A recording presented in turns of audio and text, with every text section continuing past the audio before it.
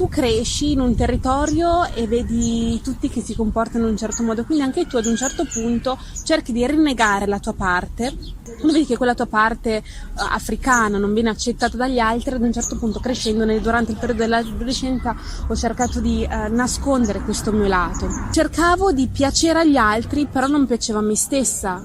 Quando magari ero ragazzina io, se prendevi una rivista qualsiasi per ragazzine, non ti beccavi come adesso, che ci sono un sacco di riferimenti con la pelle scura. Magari ti beccavi Naomi Campbell nel riquadrino in fondo dell'ultima pagina, però di riferimenti proprio che tu dici che bella, voglio diventare come lei, ma lei è come me, non ce n'erano. Il mio amico mi fa, sì, ma te saresti bella, però dovresti fare i capelli come Naomi Campbell. E avevo questi capelli riccissimi. E questa cosa mi pesava, perché dicevi allora se il canone di bellezza è quello, io sono totalmente fuori.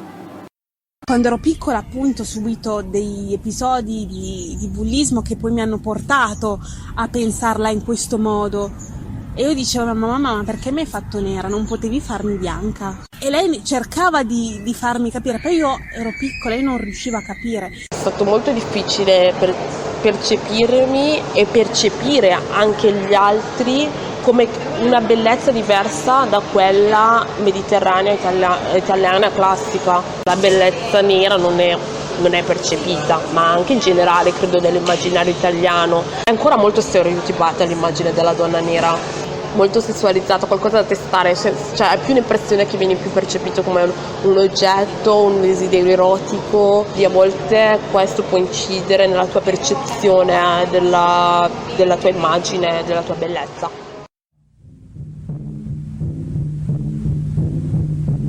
L'africano è stato per tanto tempo presentato come un mito del buon selvaggio. Nell'Ottocento, anche nel 1900, venivano presi degli africani o delle africane e messi nei circhi in modo da attirare la gente e fare spettacolo.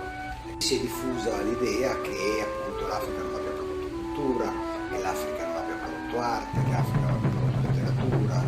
La gente pensa che l'Africa vuol dire tamburi e couscous sostanzialmente. In realtà non è così, perché ci sono stati grandi regni, civiltà complesse, società complesse. Viene sottovalutata come storia, ci viene presentata solamente la storia che piace a loro, giustamente. All'Occidente fa comodo un po' presentare l'Africa come il bambino. È vero comunque che ci sono alcuni paesi, alcune parti dell'Africa che hanno problematiche economiche, si sa. Però perché in Occidente fanno vedere solo quello? Non fanno vedere i palazzi, Per non parlare poi del disinteresse sprezzante, che si ha nei confronti di una presunta intelligenza africana o comunque nera.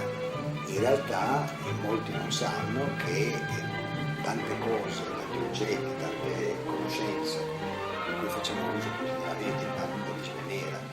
In fondo sapevi, nonostante uscivi con queste persone, nonostante loro dicevano che loro amica, che c'era sempre quella linea di disprezzo nei tuoi confronti. Io faccio parte di quella categoria di persone che si vergognava quando era piccola un po' di essere africana.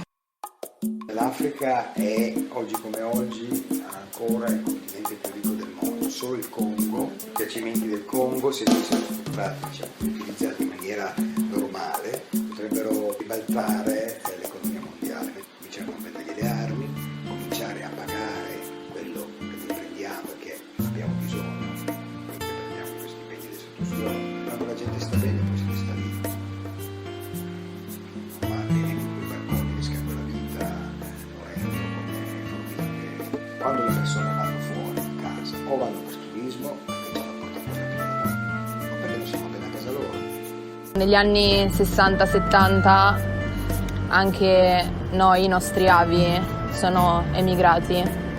Abbiamo, come dire, dimenticato questa cosa qua, con la pretesa quindi di impedire alle persone di spostarsi, ma non alle merci.